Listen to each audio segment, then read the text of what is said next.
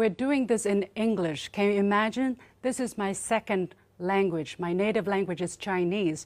Shane, with all due respect, try to do this in Chinese, and then we'll see who gets a better following in the international platform. That's the biggest challenge we have, and we're working so hard, as much as you are trying, to bring out truthful, comprehensive, multi-dimensional information from China to the world, but we're always discredited because we are state media. And I've heard this word all the time, so often, even in this forum, even from Oksana, from RT.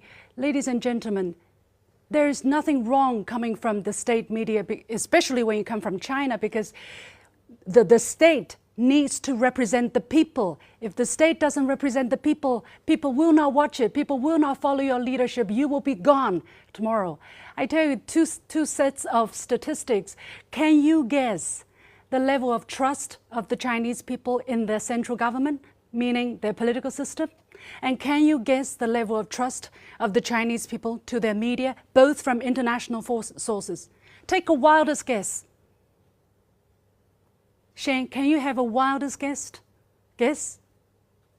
I tell you, the first one from Harvard, 13-year-long survey result, 90% of Chinese people trust their central government. Second, from Statista, and you can all open sources, 70% or 80% actually gone up of the Chinese people trust in their press. Why? You think the Chinese government is so bad? You think the Chinese system is so bad? You think the Chinese press is so bad? But people trust it. Why?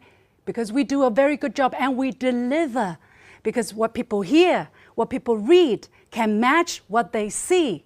And there is a great sense of unity, of cohesion because of that. And that's why China can deliver, because people trust the government, people trust our media, and in return, we can do things together. So that I want to get out of the way. Secondly, democracy. I've heard this word all the time.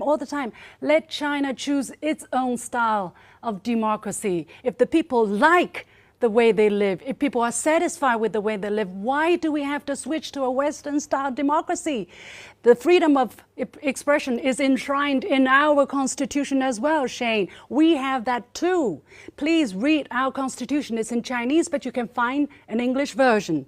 And then, okay, coming back to the barrier of language, you know, President Xi says we have to tell China's story well.